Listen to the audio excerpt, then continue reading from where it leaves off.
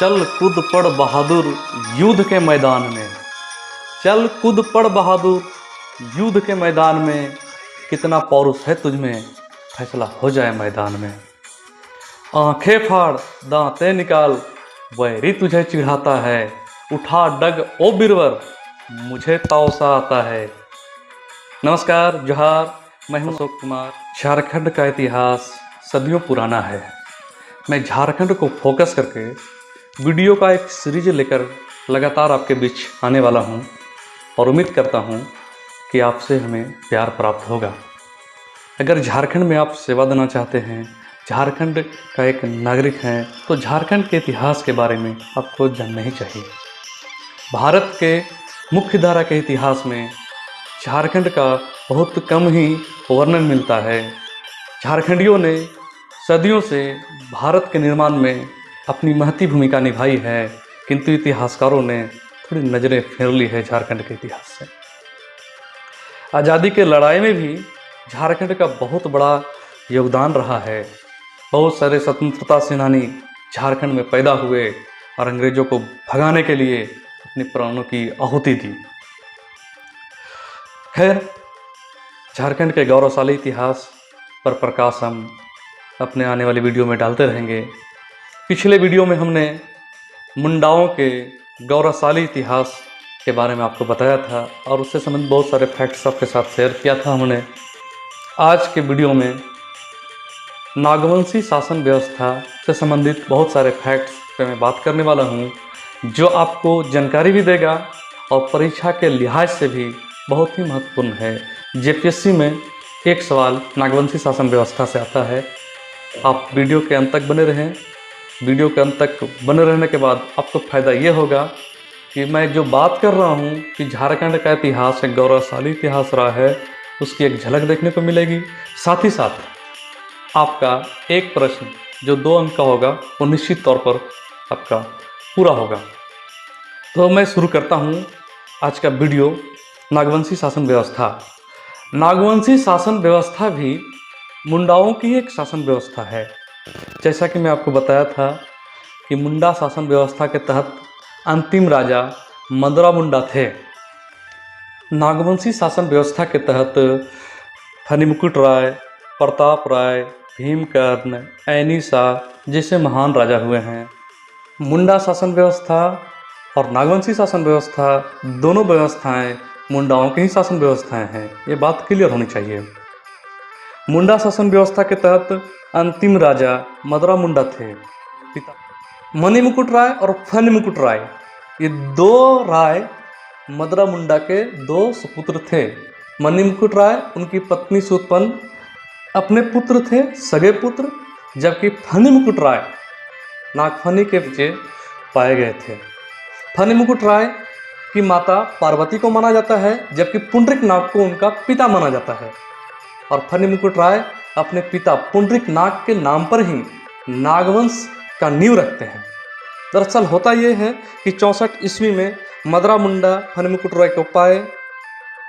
फणिमुकुट राय बड़ा होता गया, मणिमुकुट राय भी बड़े होते गए।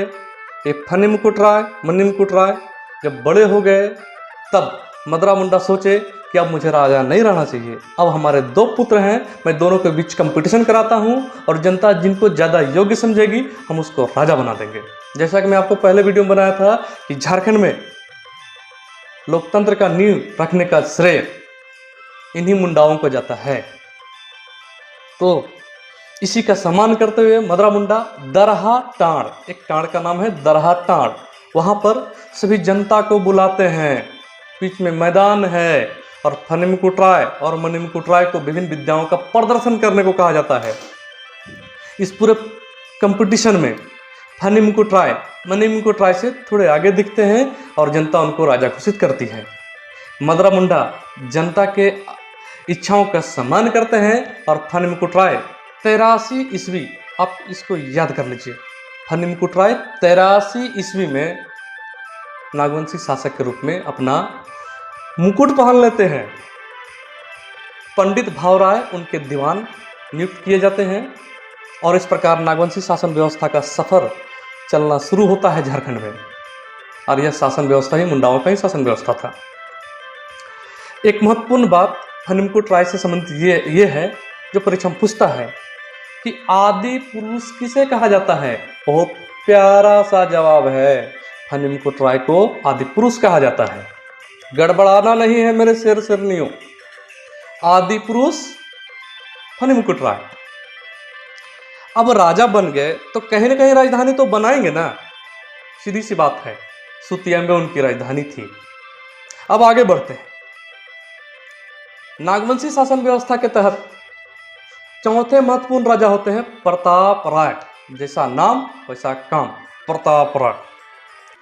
वो राजधानी को सुतियांबे से लेकर चुटिया जाते हैं, यानी प्रताप राय राजधानी को सुतियांबे से स्थानांतरित करके चुटिया ले गए। अब अगला महत्वपूर्ण शासक भीमकर्ण।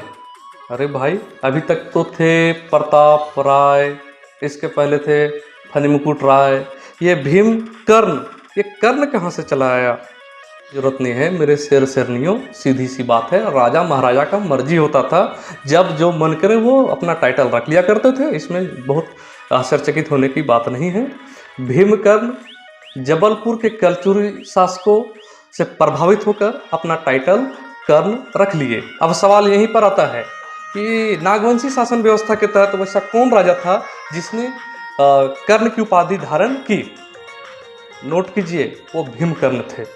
जिसके बाद भीमकर्ण से संबंधित एक महत्वपूर्ण बात, बहुत ही महत्वपूर्ण बात, कि भीम सागर का निर्माण किसने किया? सीधी सी बात है, भीम सागर भीमकर्ण। उसके बाद एक बात और आपको जाननी चाहिए कि बरवा का युद्ध या वरना का युद्ध जो सरगुजा के रक्सैल शासकों के साथ हुआ, उसे किसने अंजाम दिया? यह युद्ध किसने किया? तो भीमकर्ण ने किया। तो भीमकर्ण बरवा का युद्ध या वरना का युद्ध किसके साथ? रक्सैल शासकों के साथ। इसके बाद एक महत्वपूर्ण शासक आते हैं शिवदास कर्ण या शिवकर्ण। उन्होंने एक महत्वपूर्ण काम किया कि गुमला, झारखंड के गुमला में हापा मुनि मंदिर का निर्माण कराया 1401 ईस्वी में। वह विष्णु मंदिर है। अब यहाँ से सवाल इस तरह निकलता है कि हापा मुनि मंदिर का निर्माण किसने किया? शिवदास कर्ण ने किया या शिवकर्ण ने किया? कब किया? 1401 ईस्वी में किया। हापा मुनि मंदिर किस ईश्वर को समर्पित मंदिर है? तो विष्णु को समर्पित मंदिर है। इसके बाद एक और शासक आते हैं जिनका नाम होता है दुर्जनशाल। दुर्जनशाल का नाम सुनकर आप चौंकेंगे नहीं। इन्हीं को जहांगीर पकड़कर ग्वालियर के किले में कैद कर दिया था, क्योंकि ये वीर राजा थे। जहांगीर के साथ आंख मिला लिए, जहांगीर को चढ़ गया गुस्सा और पकड़ के डाल दिए ग्वालियर के किले में। लेकिन दुर्जनशाल हीरा का बहुत बड़ा पारखी। अब सवाल यही से निकलता है, सवाल सुनिएगा, नोट कीजिएगा मेरे शेर और मेरे शेरनियों।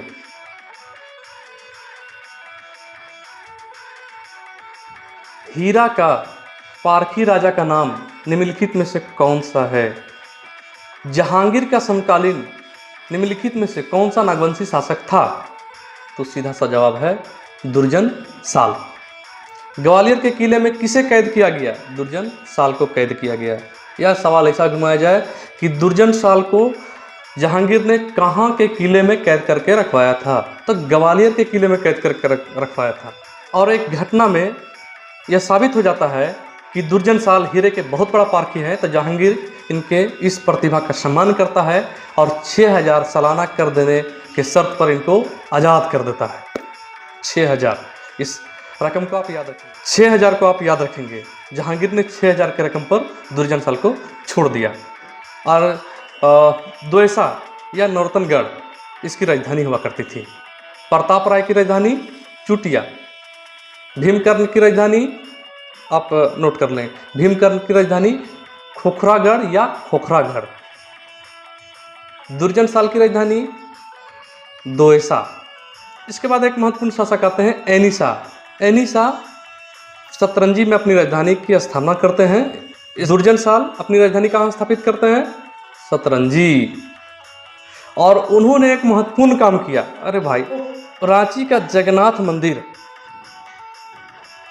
कहाँ का जगन्नाथ मंदिर? रांची का जगन्नाथ मंदिर।